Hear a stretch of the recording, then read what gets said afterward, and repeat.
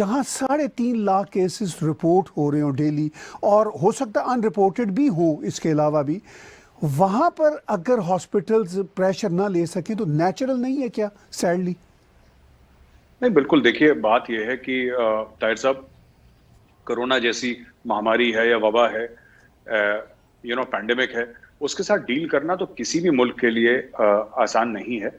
और किसी ने आज से 1-1.5 साल पहले सोचा भी नहीं था कि कोरोना वायरस जैसा कोई चाइना से आएगा और सब कुछ तबाह बर्बाद कर देगा। क्योंकि जब आप हॉस्पिटल बनाते हैं, आप कुछ सेक्शन ऑफ पॉपुलेशन को ध्यान में रखते कि इतनी जरूरत पड़ेगी, इतने प्राइवेट हॉस्पिटल, इतने स्कूल्स, इतने कॉलेजेस, इतने हॉस्पिटल, इतने हॉस्पिटल में इतने बेड्स, सबका एक रेशियो होता है। बट सडनली एक चीज आती है जो तहस नहस करके सब कुछ बर्बाद कर देती है।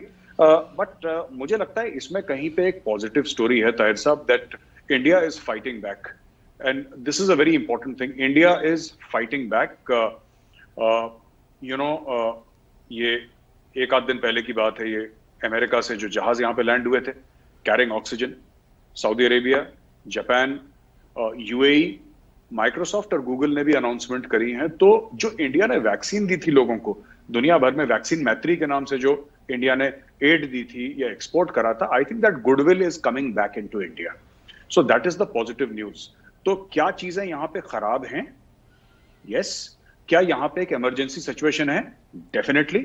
पर क्या इंडियन गवर्नमेंट और इंडियन लोग इससे लड़ के? मुझे तो लगता है गौरव भाई, ये सिर्फ प्रोपेगेंडा ही नहीं है या गेम ही नहीं है, ये शायद हमारा एक एटीट्यूड भी बन चुका हुआ है कि हम चीज़ों को सेंसिटाइज करते हैं, सेंसेशनलिज्म उसमें क्रिएट करते हैं। इसके साथ साथ बहुत ही इमोशनल हमारा एक एटीट्यूड भी है। अब ये कहना कि वहाँ पे इंफ्रास्ट्रक्चर ही नहीं है भारत में, भाई बात यह है कि अगर 70 इयर्स में जो कुछ हुआ है भारत में, वो 7 साल में प्राइम मिनिस्टर नरेंद्र मोदी की सरकारें तो नहीं उसको एकदम से अनडू कर सकती। चीज़ें हो रही हैं, लेकिन जो आप और मैं कहते हैं कि इस वक्त इमरजेंसी भी है, लेकिन आप ये देखिए कि इस जो माइंडसेट को हम कैसे एड्रेस करें। ये देखिए, ये तो जहनी बीमारी है साहब, इसको आप एड्रेस नहीं कर सकते। ये बीमार जो लोग हैं मानसिकता से, आप उनको कैसे एड्रेस करेंगे ताहिर साहब? अब ये कहना कि हिंदुस्तान में इंफ्रास्ट्रक्चर, किसने बोला? मेरे खुद के फादर, ही वॉज 12-14 दिन अस्पताल में रहे, 10 दिन आईसीयू में रहे। हाँ, कुछ प्रॉब्लम हुई हॉस्पिटल बेड की, लेकिन मामला सॉर्ट आउट हो गया। सबका मामला, देखिए, धीरे धीरे धीरे सब कुछ चीजें ढर्रे पे आ रही हैं। ये एक शॉक था हमारे लिए। And no country can be fully prepared. लोग कह रहे हैं कि मोदी जी प्रिपेयर्ड क्यों नहीं थे। मैं कोई ऐसे अंधभक्त किस्म का नहीं हूं कि मैं बोलूं कि नहीं, जो भी मोदी जी करते हैं अगर उन्होंने मुंह से बोल दिया तो ब्रह्म वाक्य, ऐसी कोई बात नहीं है। Neither do I believe anybody should do this, but at the same time to be fair to the man, अगर आप बिल्कुल फेयरनेस में बात करें, हाउ इज इट पॉसिबल? कल भगवान ना करे किसी कोस्टल स्टेट में सुनामी आ जाए, आप बोलेंगे सरकार तैयार नहीं थी। How can a government be prepared for a tsunami? मतलब ये तो, या अर्थक्वेक आ जाए, कुछ घर बर्बाद हो जाए, आपने बोला सरकार तो कुछ नहीं करती, it was not prepared. This is a force of nature. किसी को नहीं पता था कि इसके ये आइटरेशंस होंगे, ये नई वेव आएगी। ये कुछ लोग बात कर रहे थे वेव की, पर किसी को नहीं पता था कि क्या, जैसे ऑक्सीजन की कमी, हमने आज से 2 महीना पहले नहीं सुनी थी ऑक्सीजन की कमी।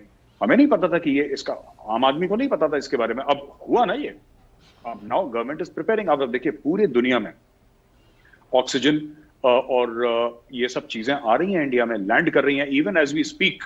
इंदिरा गांधी इंटरनेशनल एयरपोर्ट पे और मुख्तलिफ एयरपोर्ट्स पे यहाँ पे आ रहे हैं। वहां से we are getting stuff from all over the world. जहां पे पैसा देना है, पैसा दे रहे हैं, जो हमें मदद के तौर पे दे रहे हैं, वहां से एक्सेप्ट कर रहे हैं, क्योंकि उन्हीं मुल्कों को हमने भी मदद दी थी। जो बाइडेन का स्टेटमेंट आया था ना कल, जो बाइडेन का क्या स्टेटमेंट था साहब? जो बाइडेन का ये स्टेटमेंट था कि साहब, इंडिया ने हमारी तब मदद करी जब हम नहीं संभाल पा रहे थे। आज इंडिया नहीं संभाल पा रहा, हमारा फर्ज है हम इंडिया की मदद करें। तो ऐसी तो होता है। जो बाइडेन अमेरिका से तो बड़ा कोई अमीर मुल्क है नहीं इस दुनिया में, उसका खुद का प्रेसिडेंट बोल रहा है कि साहब हम भी ओवरवेल्म हो गए थे, हमारा सिस्टम ओवरवेल्म हो गया था, इंडिया ने मदद करी थी हमारी, क्योंकि उस समय इंडिया ने अच्छी तरीके से मैनेज कर ली थी फर्स्ट वेव या सेकंड वेव, जो भी आप कहना चाहें। थर्ड वेव हम लोग नहीं मैनेज कर पा रहे, अमेरिका मैनेज कर पा रहा है, अमेरिका हमारी हेल्प कर रहा है। सो रादर देन, जिसको कहते हैं ना कि वो पंजाबी में कहते हैं कीड़े निकालना अननेसेसरी चीजों में, तो यहाँ पे कुछ लोग हैं जिनकी आदत है, खासतौर से पॉलिटिकल पार्टीज, और प्राइवेटली ये लोग मानते हैं। अगर आप इनसे आराम से पीछे से बात करिए तो ये लोग मानते हैं। ये टीवी पे जाके अपना एक, क्योंकि मैं जानता हूं काफी लोगों को, तो टीवी पे जाके इनका जो मौकफ होता है, टीवी में जाके जो इनका बयानिया होता है, जो इनके स्टेटमेंट्स होते हैं, वो बिल्कुल बदल जाते हैं। जो पीठ पीछे ये लोग बात करते हैं और टीवी पे बात करते हैं, बड़ा मुख्तलिफ हैं।